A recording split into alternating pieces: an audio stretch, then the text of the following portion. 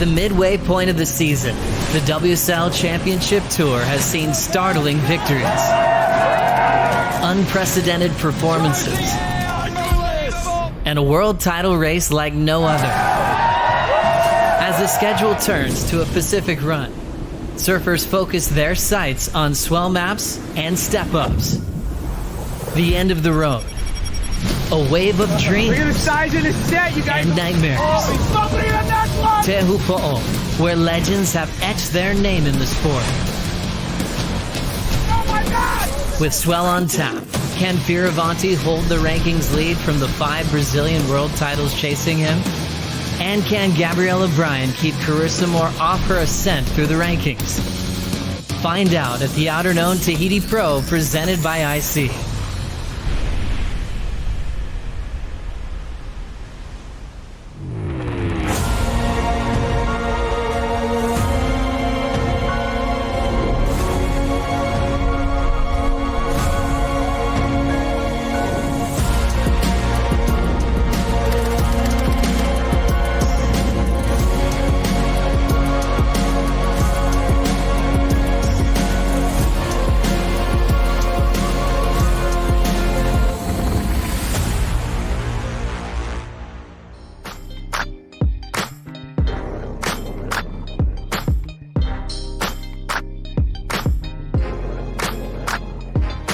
Dawn Patrol, it's time for Big Caves here on opening day of the morning. It's wet, it's woolly, and it's really heavy out there. George Pitar getting ready, focused on his first start here at the end of the road. Everyone's showing up to play this morning and trying to get a little bit of a warm-up. Looks like Crosby Colapinto, one of the hardest charging athletes in the draw, still chasing his first championship tour win as the world's best gather here at the end of the road at Teahupo'o and look to survive a wave of consequence. Oscar Berry in the first heat with Ramsey Bukiam chasing his first heat win, and Kali Voss reminding everybody he's still the prince of Teahupo'o. What a day we have in front of us. A Saturday morning that has just been stormy with a lot of rain, but a lot of promise out there at the size of this pumping south-southwest here at Teahupo'o. Exciting day of action, exciting time in the season as we continue to celebrate 50 years of the World Tour. Hi, thanks for being with us. Joe Turpel, Flick Palmatier, Jesse Mendez, a panel with CT experience, a Triple Crown champion, an NDI Cow competitor. Flick, this is your favorite stop on tour. Rain or shine, it's paradise. You took the words out of my mouth. That was my line. That was going to be, this is my favorite place on earth, and it's also my favorite tour stop. I just feel like not only is it so beautiful, but it also inspires these crazy performances. You know, we've got a sneak peek of what it looks like out there this morning, and it is scary. It's big, it's unruly, and I feel like you're really going to have to send it if you want to make it through your heat today because, yeah, it's looking scary. All eyes on the ocean today, and yesterday they did have some training sessions. A couple days before that, it was a lot smaller and sunshine. Today's a whole different story, Jesse. What would be going through your mind if you were grabbing your jersey today? I don't even think what was going through my mind today, but the last week you just seen the forecast line up. No one's sleeping for the whole week. Everyone's already, the intensity is in the air, and we're excited to watch. We were just mentioning about it's a nice day to be here talking about surfing and not being out there with just so much intensity and everything's looking crazy. I was thinking about for you, Flick, you know, with a big wave reputation, how interesting that is. You know, when the waves are big, they're like, oh, cool, Flick's here, go for it. But there's a lot of surfers on tour that would be going through that, going, hang on, let me look at it and kind of calm down, settle into what's in front of us today. What's that like? No, I'd still be looking at it today like, oh, God, I got to get out there because I feel like it's like riding a bike, you know. You don't just start off, you know, going on the, you know, 2 wheels straight away. You got to start on the tricycle, take the training wheels off, like, and then you graduate, you know, slowly. And I feel like if you've only just rocked up to this event, you know, 2 days prior, you really haven't had that opportunity to sort of ease into it. It's kind of just been pretty solid, you know, and you look further through this waiting period and you look at, the surfline forecast, holy moly, it is looking pretty charged up, pretty big. So, there's no warm-up days into this. Yeah, it seems like we're not going to be looking for waves. We'll just be looking for clean water at times throughout the waiting period. Jesse, it's interesting when we think about the halfway mark of the season, title race, week qualification, but this is the first test of a wave of consequence. And also for rookies like Oscar Berry, confronted with a big swell like this today.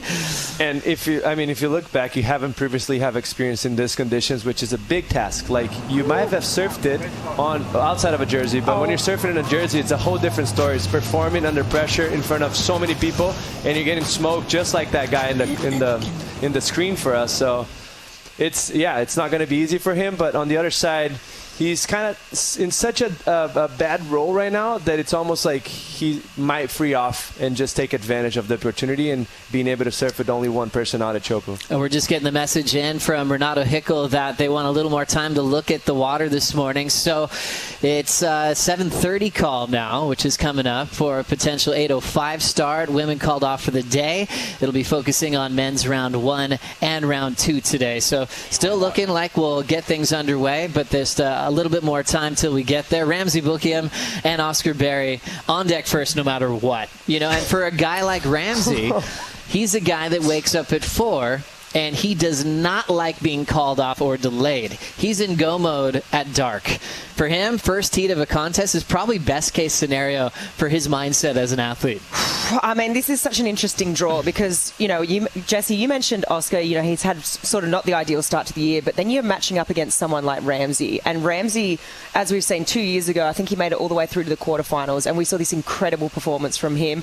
Incredible, iconic matchups with Kelly Slater and those, few words that were said out there, exchanged between the two. And we know that he charges, we know he goes, and we know he likes those moments where it brings out the best in him and waves like this at one of his favourite places in the world. But you can't forget Oscar Berry loves a slap. He's charged ship sterns before. I know, he's on his forehand there. It's a different story, but he's not scared. And I feel like maybe, he's kind of a bit down and out and not feeling like, but we've had a break, right? So maybe he can sort of reset and he's like, oh, well, it's all or nothing and let's just put all the cards on the table. It's a good point, Flick. And for Oscar, the heartbreak moments where he's almost won heats and the leash break at Snapper, just things just not going his way. Maybe it is a crazy slab that just changes his whole year around, Jesse. I hope so, because when you get into that rhythm of everything, it feels like everything's going against you, which is not. It's not what it is, but it feels like when you're in that position.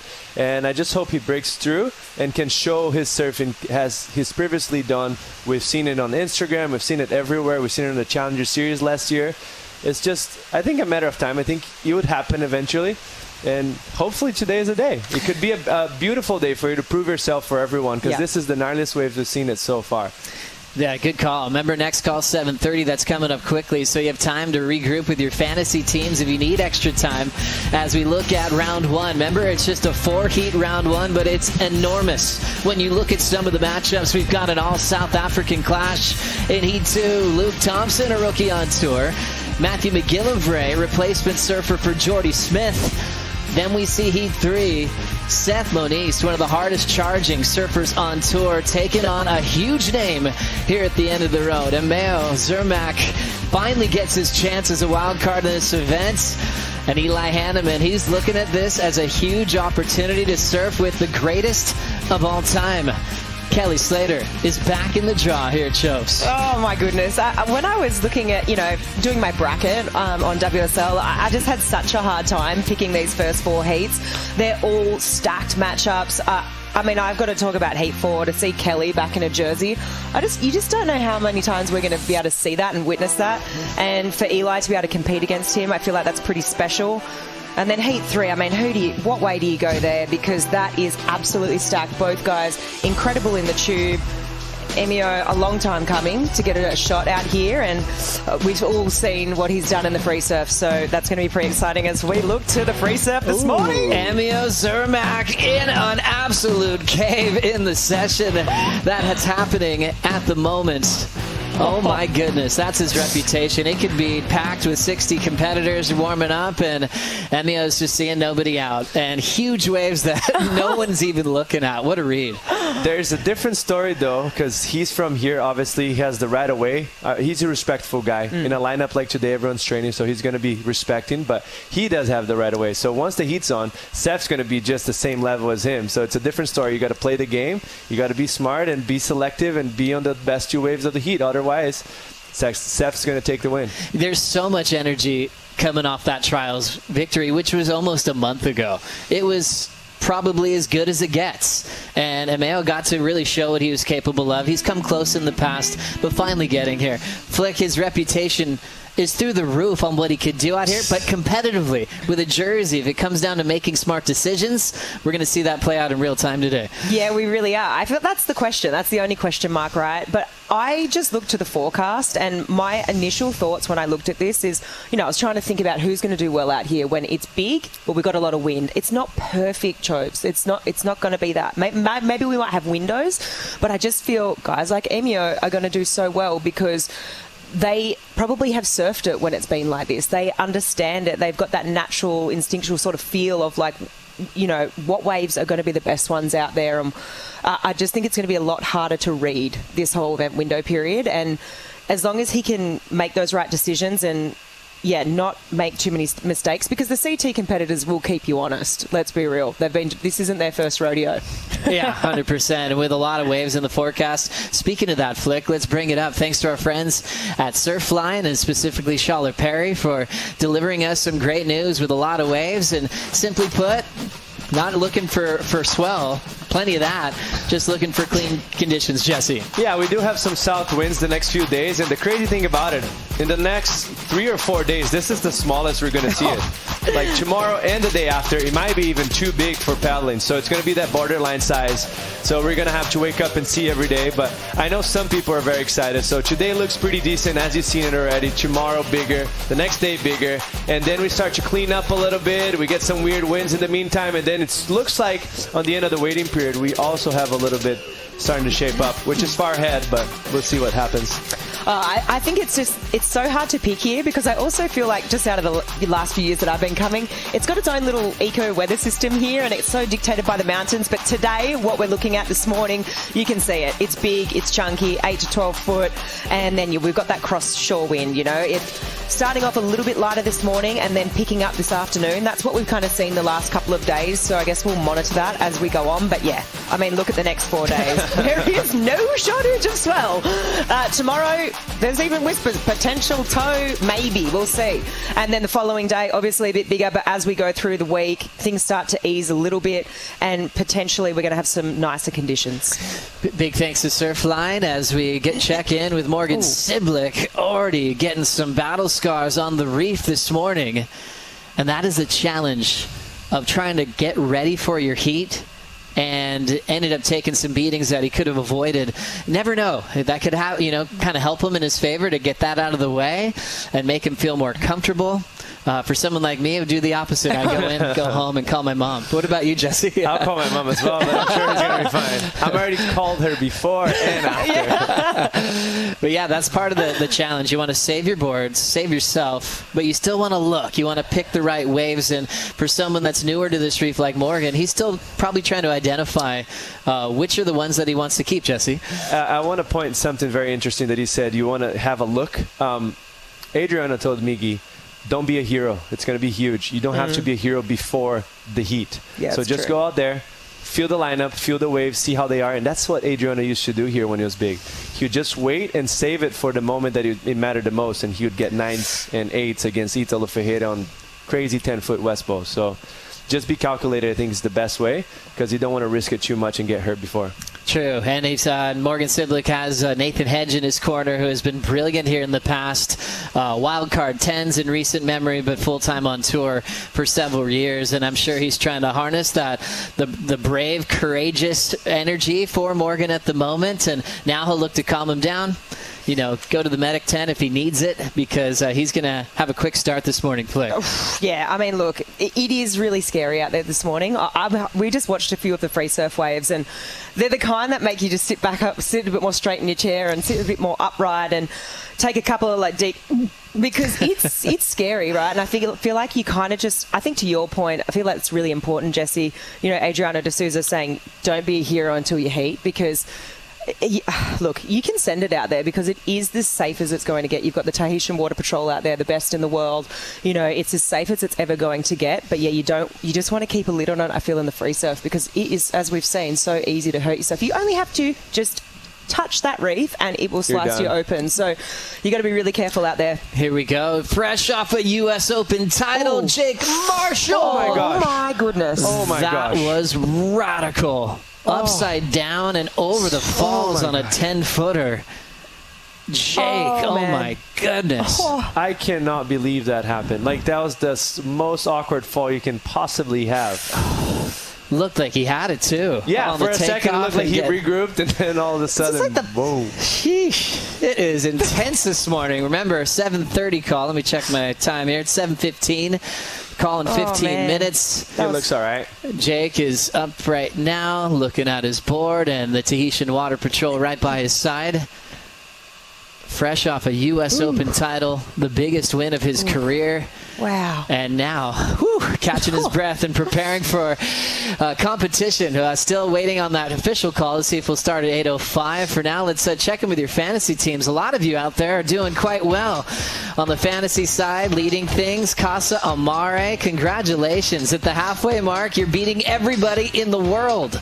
And also on the bracket challenge side, Mace 805 doing a great job. And guys, there's some incredible fantasy surf team names. Flick, what's your favorite one in the top 10 here? Oh, look, I've got to go for Land Have Mercy, number 3. That is some originality. I like it. Hey, Ruthless Goose, number 9. Great job. Jesse, how about you? Who's looking good? Obviously, Casa Amare is killing it right now. I don't even want to put myself in there. I'm probably number 10,500 on the rankings. Those guys are way far ahead. That is amazing. T-Bone, is that T-Bone Collector? Our friend in West Oz. A lot of T-Bones on the list. Remember, set up your bracket challenge, set up your fantasy teams. We haven't started yet, and you have still time to lock it in before round 1 starts. Women are off for the day, so you have a little more time to think that one through. Thanks for joining us here on opening day in the morning here on Dawn Patrol for the Outerknown Tahiti Pro presented by IC. If you haven't started a fantasy team yet, you can start now. Go to worldsurfleague.com, scan the QR code, and don't forget to pick your power surfer, because that gets you double points here at Teahupo'o. We're going to stand by for the call coming up shortly here for the first day of the waiting period. We'll take a quick break, and we will return to Teahupo'o right after this. Yorana, good morning, and welcome back to the end of the road. You can see those big green pyramid mountains in the background and a lot of clouds. We've had a ton of rain the last few days, and looks like it'll continue that way. We don't mind. Soaking wet, waves are pumping. It's like 10 to 12 foot. Best surfers in the world are here. They're taking some beatings, and some of them getting some unbelievable rides in the morning. Free surf. Hey, great news, you guys. Contest is officially on. It'll be starting off at 8:05 with Oscar Berry and Ramsey Bookiam. So those guys have a little more time to settle those butterflies in the stomach, get everything prepared so they can maybe get the wave of their life first thing in the morning. Oh, my goodness. I'm nervous for them. I really am. I just can't get that last picture of Jake Marshall out of my mind going over getting sucked up and over. It's going to be challenging, but I think there's going to be some amazing rides go down this morning. If you're just joining us, Jake Marshall got picked up, sent over the falls on a warm-up wave. That was absolutely frightening. Tahitian Water Patrol got him to the channel. But, right after a U.S. Open title, the biggest elation he's ever felt in his surfing career. And just all of a sudden, the end of the road can humble you just like that, Jesse. It was pretty impressive. One of the worst falls. And also the way he fell, it makes you lose conscious of where you at. He kind of went upside down, and it's so brutal and so violent that you just lost. You could see him getting picked up by the ski, and he almost Like it looked like he fell afterwards, so he was probably a little bit rattled, like didn't know where he was. He'll pick back up. It's not his first rodeo. He's done that before, and it happened before to him, and he charges. So he absolutely charges. He always has. When he was a young kid too, coming to Hawaii, he would just put his eyes would roll back and he'd take off on bombs at sunset, early Waimea sessions. So I know he's probably going through his mental protocol on how to move on from a wipeout. Flick, you're one of the best at doing that. One thing, I've had a lot of wipeouts. One thing I will say though, if you're fine after something like that, like okay, you got a bit tossed around and it felt like you're inside a washing machine, you can be like, all right, that was a big wave. It's the worst that can probably happen, and I'm okay. And it can kind of do things for your confidence. Or it can go the other way. But I feel like for Jake, it's going to be, okay, I'm all right. I'm great. I survived. For sure. The only thing, it takes a lot of energy out of you. Like right before the event, so he's going to be a little more tired. Totally. But he's definitely going to bounce back. I have no doubt on that. And it's just a matter of cleaning things up and got that one out of the way. You don't get too many wipeouts a day, because mostly Jake, he's calculated surfer. Yeah. He's not one that's just putting himself in dumb positions. So I'm sure he's going to get ready. Well, what a time. At the halfway mark of the season, Jesse and Flick, as we arrive here at the halfway mark, you think about a place called Rome, Italy. They've grown a lot of champions in the just historic arenas in that beautiful place, but never before have we seen an Italian on top of the rankings. Here at the championship tour, Leonardo Fioravanti arrives at our Coliseum, our most feared event on tour, as world number 1. And what a way to get there through a lot of adversity, from broken backs, dislocated shoulders, ankle injuries, and just never, ever giving up. It's so impressive.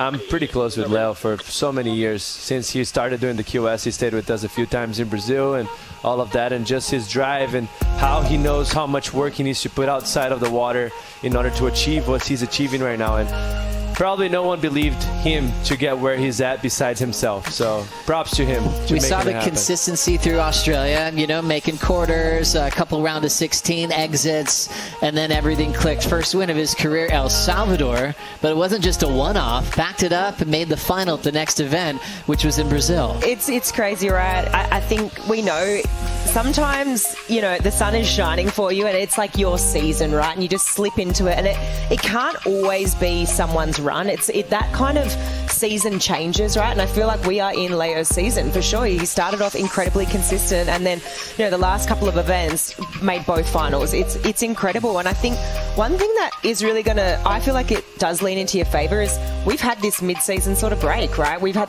championship tour surfers who are at the top there. They haven't gone and chased the Challenger Series. They've had 6 weeks kind of off, so he's been able to just sit back and process what it means to be sitting there in that yellow jersey and kind of have time to let it sink in rather than just go bang straight to that next event, and kind of you don't have time to really process what it means. And I think you can, because this has been a long time coming for him. 10 years since he's been on tour to get that first championship tour win. So I really like that for him, that we've had this break and he's been able to revel in that. Yeah, he's kind of gone through everything you could think of. Mentioned the injuries, the heartbreaking tiebreak losses. He's been sent back to the Challenger Series even before that, and now to wear the yellow jersey, it has a different type of meaning. As we arrive here at Chopes, Jesse, what does he have to look forward to? Are you expecting him to hang on to yellow moving forward? No, definitely. He's so capable. He's one of the best two-briders, one of the biggest chargers we have on tour.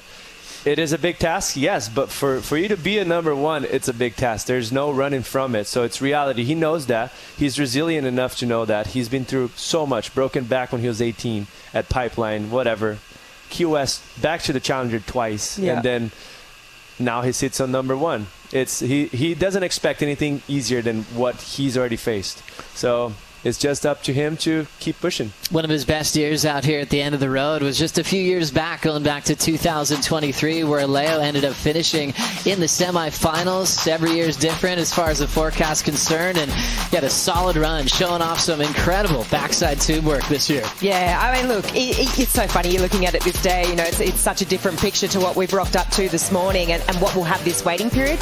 I mean, this heat, I believe he went down to Jack Robinson, right? And I mean, Jack Jack's incredible out there. You just speak to what you were saying, Jesse. He's an incredible tube rider. When it's smaller and more technical barrels, you've really got to muscle your way through. And then, obviously, when it gets big, we've seen him do some incredible stuff, not only here, but also at Pipe. I feel like when you think about his biggest challenges here, I just had a look at the heat draw. He's in heat 9, so he's in that bottom half of the draw. And if you look at the bottom half of the draw, it's just a little bit stacked, okay? Just a little bit. We've got some previous winners down there, and things may be a little bit challenging. Very challenging. Just Kelly quietly. Medina's down there. Jack Robinson, Griff. Yeah, it's crazy looking back half of the draw. First, he's got to see who he's going to be dealing with. It could either be Oscar Berry or one of his best friends on tour, Ramsey Bookham, who also has a third place behind him as well, Jesse. That would be actually pretty fun to watch. Both of them would be like giving crap to each other in the water. Yeah. And, both are incredible tube riders. Yeah, definitely. And then you've got, the entire Brazilian Storm right on the heels of Leo Fioravanti. Come back here, buddy. Come back here. Trying to reel him back in. And a lot of them with big reputations here, always led by Gabriel Medina, who's looking like he's all guns blazing, ready for another title out here. He's absolutely deadly out here. He's incredible. He's delivered us some of the best moments, some incredible 10s, some perfect 10s, some incredible kick-outs over the years. Yeah, that's true. He's an absolute showman, and I feel like as soon as he's the kind of competitor, he almost serves better when he puts that jersey on. Some people say it's like a weight and it feels like more pressure that they're carrying, but I feel like a lot of the Brazilians really love it and they revel in it, and he's absolutely incredible out here. Jack's sort of been his, nemesis or downfall the last couple of events, but it's going to be incredible. That bottom half of the draw and the top half, it's all, and then you throw in what we've got on the forecast, it's just like, oh, okay, let's go. Oh, so true. Well, the women have the day off today. A little more time to think about this one, but Gabriela Bryan from Kauai is in the yellow jersey, world number 1, and her best friend happens to be one of the GOATs, Carissa Moore, right behind her in the number 2 spot. This was the part of the year we were talking about Gabby Bryan. We know she has the biggest powerful frontside hack in the world. I feel like we can say that pretty easily. One Bells has showed that off. We're curious, what's going to happen here? Is this the part of the year where her rivals are going to catch up, or is all the practice that she's been putting in going to help her take the yellow jersey beyond Tahiti? You don't born a number 1 or a world champ. You become one. So there's going to be flaws that you have to work on, and this is one for her. She's getting better, no doubt about it. Is she the top one yet? No, not yet. But she's definitely improved every year, and I think she's definitely capable of keeping herself where she's at. But some names right there definitely thrive in these conditions. Yeah, Carissa Moore loves Teahupo'o, put in a lot of time practicing for the Olympic Games over the years and spent months out here, just like Gabby's been doing. Sora Lindblad in her rookie season didn't know what to expect and got the wave of her life. The top 3 is looking solid, and then you've got the defending event champ and world champ Molly Picklum, number 5. Katie Simmers in that final with her last season. I think you're going to be looking out for number 5 and number 6, Molly Picklum and Katie Simmers. They're absolutely incredible out here. In my mind, Molly Picklum is the best backhand tube rider on the women in the world. It's incredible what she's been able to. Her evolution over the last sort of 3 to 4 years has been incredible to watch. 2 names that aren't even on there that are dark, not even dark horses. Vahine, right at the bottom of the rankings. She's won out here before as a wild card. Then you've also got Erin Brooks, who we know is incredible, in the Pacific. We've seen her win over in Fiji, and she had some incredible performances here last year too. So I feel like Gabriela Bryan, it's going to be hard for her to probably maintain that spot. Is it within her wheelhouse? Yes, because we saw her evolution in real time last year, It was incredible to watch, but she's got a work cut out for her. Gabriela Bryan last year got a gem of a wave out here, working hard to find out how to backside tube ride in a heavy water situation, controlled her rail, scoring the excellent range, and just the look on her face says it all, Jesse. It's when the opportunity comes to talented people, they just make it happen somehow. So for her, probably best barrel of her entire life on a jersey. It's not easy to do and pull it off. So props to her and just the work that she's been putting on outside of in the water here at Teahupo'o. So it's just getting better from now on. And there's something really beautiful, I think, as an athlete, when they can let go and be like, hey, I'm working on this, instead of hiding from it, pretending you're the best in every situation. We've seen both over the years. And Gabby Bryan takes it on. Shows up here with Tahiti and gets more waves and looks at her wipeouts. What could she have done differently? And she's moving very quickly in her skill set of becoming one of the better athletes out here at the end of the road. We've got some big names, though, in the draw, both men and women's side, which leads us into who's in and who's out here at this event. We mentioned the wildcards are always dangerous here in Tahiti because they're specialists. They're intense. Kelia Gallina, she's 13. She turned 13 last year in the waiting period. She'll be turning 14 this weekend. She's back. She won the trials, and she takes on Tyler Wright in round 1. Eimeo Czermak, we talked about him. The GOAT as well. Kelly Slater taking on Eli Hanneman. Wishing a speedy recovery for Jordy Smith, who just got a hip surgery and a knee surgery at the same time. He sent a shout out to the world's best saying, I can't wait to watch and do your thing. With Jordy out, that brings up another South African, Matthew McGillivray, in round 1 this morning. Oh, wow. And Matthew, he absolutely charges. We know that. We've seen him score 10 out here before previously. He did. He got a 10. So, and we know he's not afraid, guys. It's no secret. He likes jumping off really high things, and he loves adrenaline. So I feel like he's a great replacement. And then, I mean, look at those wild cards. They're just as scary as they get, really. Eimeo Czermak, he's been waiting for this moment to challenge the best in the world. He's dealing with Hawaii's Seth Moniz in round 1. He's got his own ski. He's in his happy place at home and already predicted to be one of the most dangerous threats in the draw. Here at the Outerknown Tahiti Pro, presented by IC. Member contest is on for an 8:05 start local time. It's about 7:33, so still a little bit of time to set up your fantasy teams. We'll take a quick break. More on Down Patrol coming up after this. In 2014, surfing saw the greatest heat of all time. Semi-final number 2. John Florence versus Kelly Slater at flawless Choco. The opening exchange kicked off the fireworks, with Florence striking first with a 9.9. The very next wave, Slater fired back and upped the ante with a 10-point ride. As the heat continued, the pair pushed each other into another dimension, resulting in rides in the 9-point range as the lead changed hands multiple times.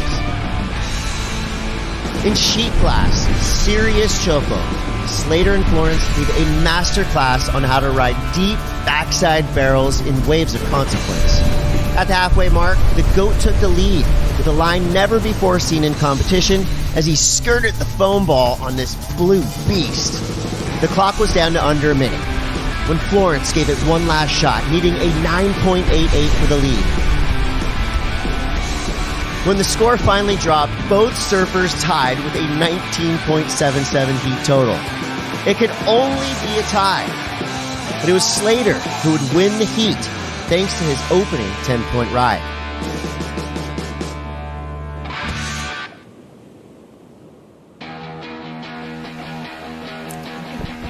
Continue to join us in the celebration of 50 years of the World Tour, and that heat we just got to watch in the WSL Vault will always go down on one of the greatest heats in surfing history. 2014 Championship Tour event, world title points on the line, and two of the gnarliest guys in waves of consequence going head-to-head.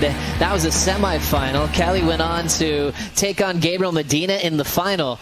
Kelly and Gabe hadn't fallen all event, and it was giant from round 1 that year. They both took their first falls in that final because they pushed each other even deeper, went a little bit harder, and it was Gabe's day to take out that win in 2014. Gabriel actually is 8-2 in his favor over the GOAT in all-time matchups, and there's potential for them to have another battle at this event this year. Oh, wow. When I watch that back, it is absolutely incredible. Not a drop of water out of place. It's a very different story out there this morning. We got the size, but it's looking unreal unruly. But yeah, I mean, when you look at the heat draw and there's a potential matchup again with Kelly and Gabe, I just rub my hands together. I feel like they bring the best out of each other. And when I look at the forecast, they're two of the guys that I pick to know this wave so well and to be able to pick the absolute gems in what is really, well, a gem and absolute, diamond in the rough. For sure. Kelly's got that extra experience over everybody in the world. 54-year-old GOAT. I mean, no other athletes are doing this. With GOAT status, returning to the highest platform of competitive surfing, Kelly does it again, and his stats are otherworldly. He still holds all the greatest records when it comes here to competing at Teahupo'o. 5 event wins, 20 appearances. Even just that kind of longevity is unthinkable. Average heat score 16.2 and 2 perfect heats, all-time leader in all of those categories. It's an excellent average heat score. That's the crazy thing about it. People spend years on tour to get one of them. He has an average out here. And I think what makes him different, and a guy like Gabriel as well, it's because they're able to hunt the lineup so well. In conditions like this, it's not always going to be perfect like we just watched him and John. Some days are going to be very unruly and sometimes small. You got to know the lineup. And they find little nooks and hooks that gives them the opportunity to get excellent scores no matter how the condition is. I think there's a little extra going into Kelly's mindset too in this one. I think they're almost planning a swan song with some wild cards at Cloudbreak and different events, and these didn't really go the right way. Out early and in the early rounds, and about a month ago, I started seeing some Instagram clips of him working with his good friend Mark Visser, another big wave legend, doing some deep water exercises and making sure his breath holds and mindset was on tap. So Kelly's taking this very seriously. Probably a mindset like he's got a world title on the line. Well, we saw a couple of free surf waves yesterday, and I'll say he looked pretty good. Yesterday was a hard one to read too. It was, there was a lot of lump and bump on the lineup, but I think we watched 4 tubes back to back. He went out there with about 20 minutes left of that, the free this warm-up session yesterday, the practice session, and really, I mean, it's just like he never left, really. It was like yesterday that, he just has such a good read on this lineup, and yeah, they were not easy ones to pick off yesterday, and he found them. That's right. Kelly Slater coming into play once again, and also a big part of the Outerknown family is Kelly Slater, one of the co-founders. Let's find out more about this great company.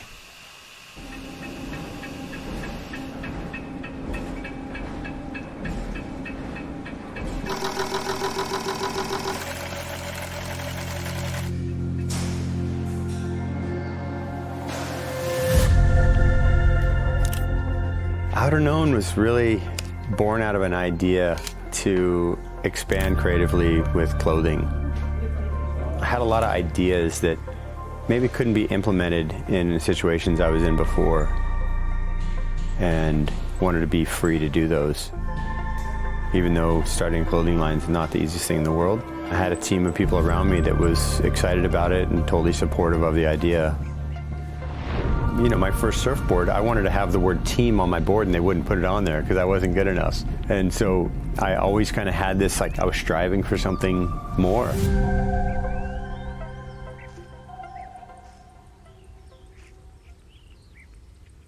Outerknown's been around for 10 years. When you think back on it, what sort of feelings come with that? Good question, man.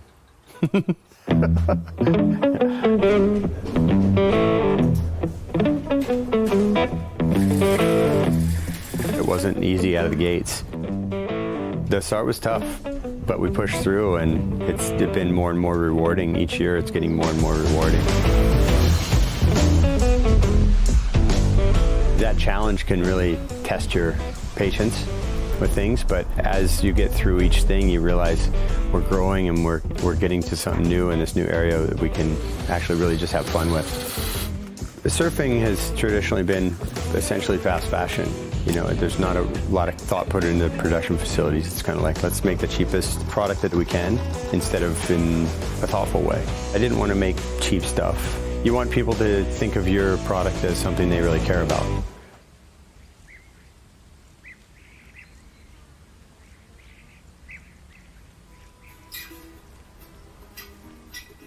When I was a kid growing up in surfing in the 70s, there was such debauchery.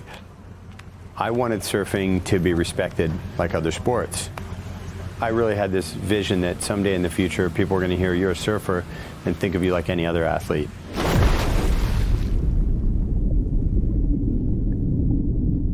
that same thing that I brought to my career as a pro surfer, trying to elevate the sport and have it looked at in a positive light. I wanted to bring that to clothing as well. You want to express the sort of mystery and dreams people have about surfing within the product.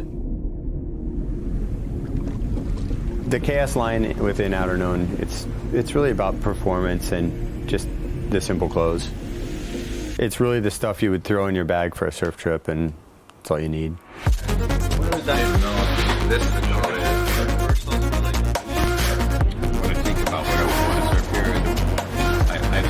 I have surfed in waves here, and I've had friends get some of the best waves of their lives. Yeah, it's a trip to be walking through like an airport or be at a beach somewhere in some other country and see somebody wearing my clothes, because it feels very personal. It feels very much like I should know this person, you know? It's especially a good feeling if they don't know you, if they don't recognize you, because you're like, oh, they're just buying a product they like.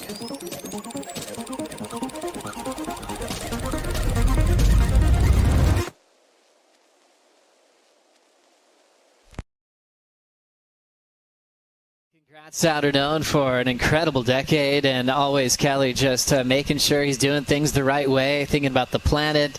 You know, he's going to be wearing the Apex Evolution trunks, part of his own Kelly collection, that are made from recycled fishing nets, and they look incredible. They're for performance too, 4-way stretch, and Outerknown, the title sponsor of this great event here at Stop 7, one that he's been all over for the last 30 years of his career. Remember, we're celebrating 50 years of the World Tour. We're celebrating 25 years of contests here at Teahupo'o.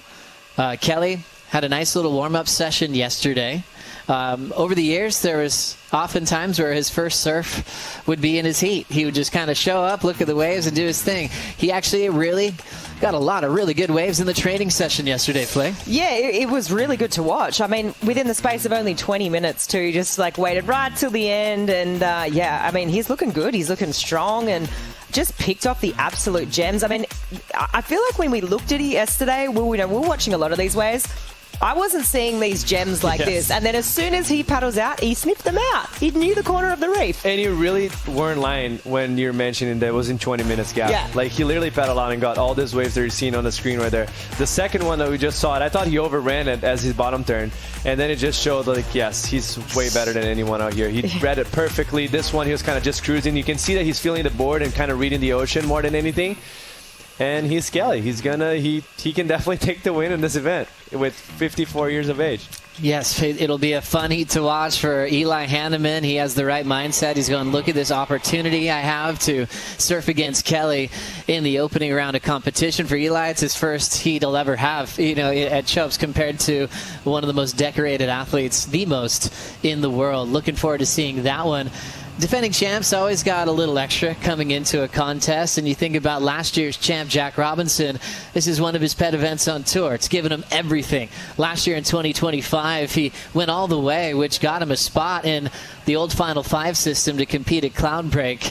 Let's see what he's going to do this year, Flick. Yeah, it's going to be interesting because obviously he hasn't had the start to the year that he's wanted. I mean, you think about his off-season, he got new boards, new coach, and a new knee. So that's a lot of change, right? That is a lot of change. And then I feel like it's, we've just been waiting for him to sort of wake up in the Pacific. And if we look back to last year, I mean, what Jack is able to do out here is incredible. We talk about him being a magician. We talk about him being so in tune with the ocean. There's very few people that come to mind. I think John Florence, Kelly Slater, Andy Irons, Jack Robinson, there's Gabriel Medina. Like, there is very few people that just have that special connection with waves like this, and he's one of them, and I feel like he's going to be so hard to beat. The Pacific is where Jack comes alive. And it's the interesting part about it, like, the worse it gets, the better it is for those guys. Like, you get some really, the wind's kind of weird, like, they feel more comfortable. And you're like, here we go, I'm going against a guy that is it's just another day for him, and I'm terrified out there. Yeah, it just looks like he's always in his comfort zone and his happy place. Jack Robinson does have Australia's Callum Robson in that first heat in the second round of competition. But we're able to hear a lot from Jack Robinson because he went back on the Lineup podcast with Dave Proden. This is what he had to say leading up to this contest. it's as much as what it's a job. I try and like be like little Jack again, you know, like when I was enjoying it. Like I try to bring that always.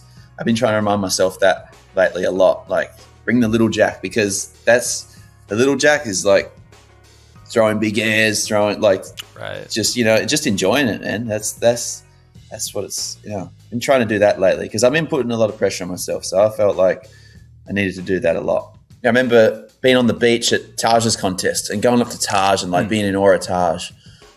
And then as I got older, and I was like, oh yeah, it's just normal, you know, see Taj around, and Taj is now retired, and now I'm on tour. Now it's my turn.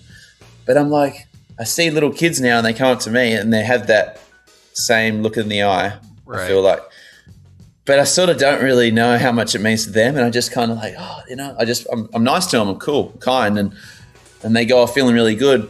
This you know, thing that you did as a little kid, and looking up to guys like that, and then, you know, him giving me the inspiration, and now I can pass it on and give the inspiration to these kids. That's a good feeling too. Try to look at it ways like that.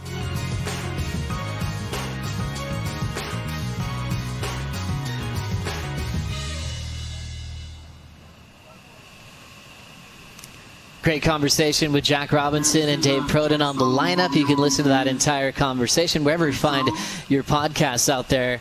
For Jack, you know, it was really cool and refreshing to see him kind of cage-free in a way. Sometimes he just has the guard up in contests, and right there you could tell he was nice and open, talking about the pressure that he's been putting on himself to succeed, especially through that long off season, like you mentioned, with a lot of change. Trying to bring the fun back. I like that. I like the reference to the little Jack. You know, I grew up with him. And I just remember him. He's just so playful when you're a kid, right? And I feel like maybe that's his reason why now, just, you know, because things get serious the older you get. Life moves, things change. He's got a family now, and things get really serious. There's a lot going on. And I feel like now this is maybe his why. Let's just go back to being playful, being young, being fun, and trying to find that again. And like I said, he's where he feels comfortable now. You know, waves of consequence. So looking forward to seeing what happens. Let's unpack that matchup a little further, Jesse. Callum Robinson, Jack Robinson, the clear favorite. But it is Caltex, a guy that's not afraid to go, one of the hardest working guys on tour. What do you see there? I mean, you already called it everything that we could mention about it, but Cal is not going to be scared. We've seen that 10-point ride he got at Portugal before a few years back, so probably the best barrel I've ever seen out at Portugal on a heat. So he's definitely going to send it here. He's the underdog, but it's a matter of who finds the gems in the lineup today, and he could take down anyone. It's going to be a big task, but he could. Looking forward to that one. Also looking forward to see what Molly Picklum does. You know, reigning world champ, but also the reigning champ here in Tahiti. Had a crazy final with Katie Simmers last year, and she's proven to be an absolute warrior when it comes to waves of consequence. I think in a lot of people's minds, she's still the surfer to beat out here. She is. I said it before, in my eyes, she's the best backhand shoe rider, you know, women in the world. It's incredible. What we saw last year from Molly was nothing short of amazing. Just every heat, she showed us something different and technical on her backhand in some degree, right, or some way. And I think, yeah, it was really awesome to watch. I feel like, you know, didn't we wait for the finals? We kept the semis and the final. We waited right till the end, and there was that swell, and they surfed on the finals day with the men, and it was just cool to see. And I feel like the final with Katie too. I mean, all these waves that Molly ended up getting, I think Katie ended up taking on the head. It was just, Katie wasn't backing down though in this heat. I think she took off on one wave that if she'd made it out of that, it would have been a 10. But, you know, both women absolutely brought it to each other. But Molly, up until that point, I think there's a quote from her. She says, you know, this is the best moment of my career and best win so far.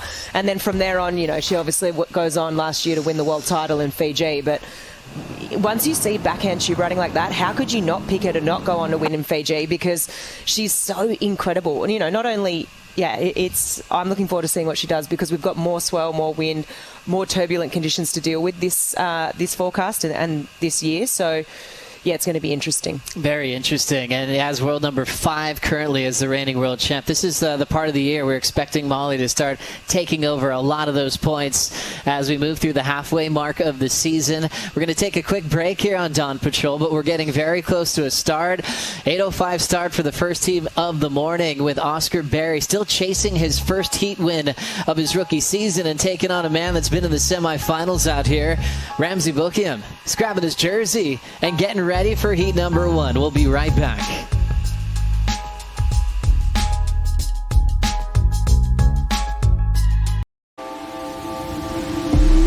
The improvements of reef restoration goes beyond the ecological impact. Planting corals is planting hope. Coral gardeners started in 2017 in here, Moorea, French Polynesia. We started that project to help and restore coral reefs around our islands, French Polynesia, and across the globe. We've been collaborating with the World Surf League since 2019. At first, some surfers came to Moorea.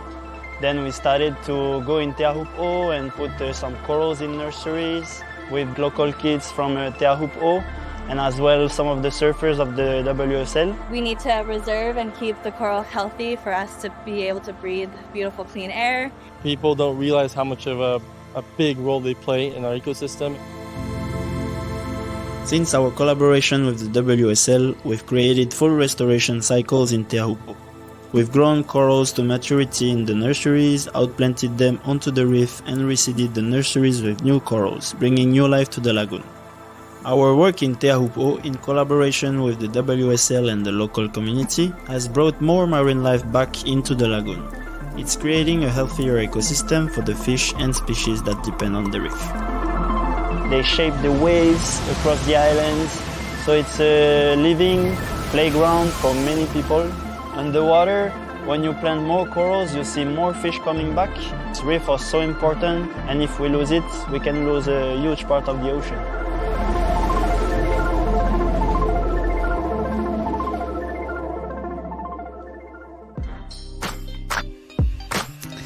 It's been such a great partnership, WSL One Ocean, working with the coral gardeners here to make a really positive impact on the reef, restoring it.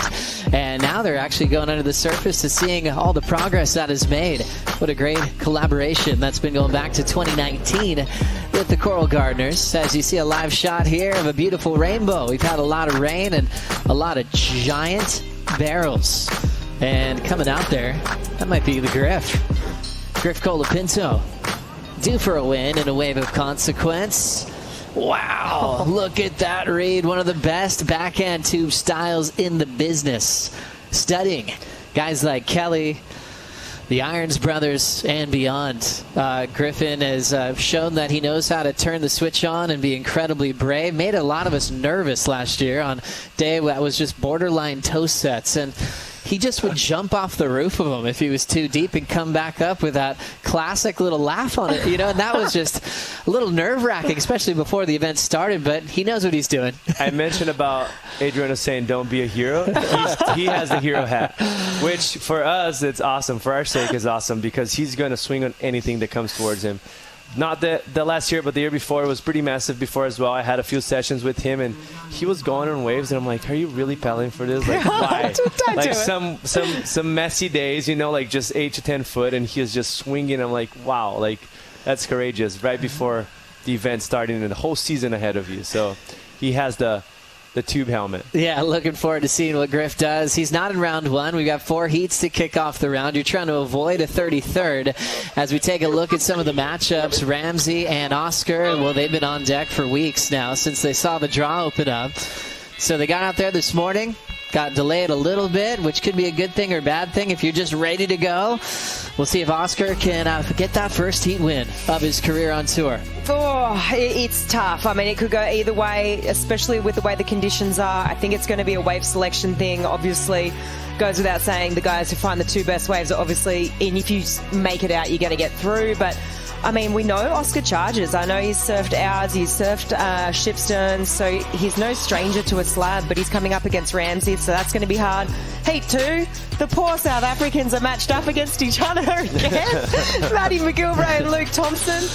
Far out, that's tough, man. It's tough to watch. There's only a couple of them. Oh, I know. It happens all the time. Like you mentioned before, Matty did get a 10-point ride out here. I think he thought he was going to have a year off competitively. Things changed with Jordy getting surgery on his hip and knee, so now he's really focusing on getting some big heat wins. One of the wildest heats as far as charging concerns. Seth Eimeo head-to-head in Heat 3 this morning, Jesse. I mean, this is going to be so excited. We were actually having like a split panel here. Who is going to make this heat? You know, our picks, I guess. And it's just a tough one. It's really anyone's game for those two. Then also the GOAT Kelly takes on Eli Hanneman. Wow, it's a big start to the event. Let's get more familiar with Teahupo'o with a local named Vahine Fierro. Here's a surf check. Okay, everybody, please clear the lineup. I come from Huahine, another island, and I chose here because it reminded me so much of my home, where time just slows down and it feels like you're exactly where you need to be.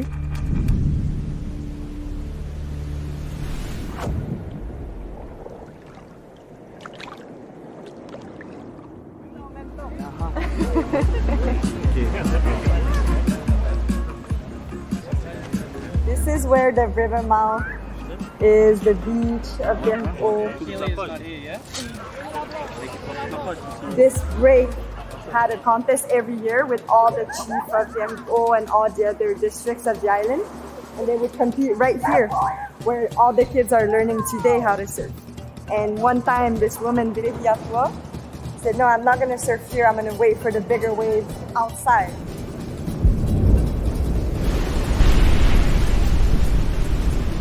And everybody told her that she was crazy and she was going to die. And so she waited 3 days. And then all the men from the shore watched her catch her first wave.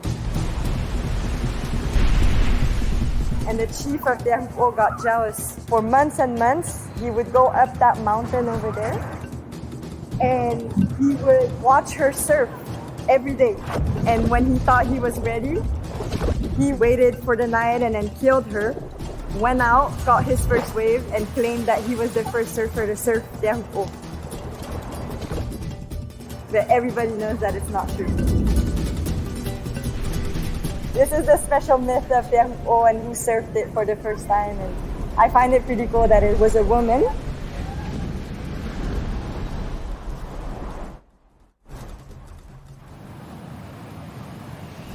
Great surf check with Vahine Fierro as we go right into waves, spitting their guts out into the channel with a lot of anticipation on the first heat of the morning.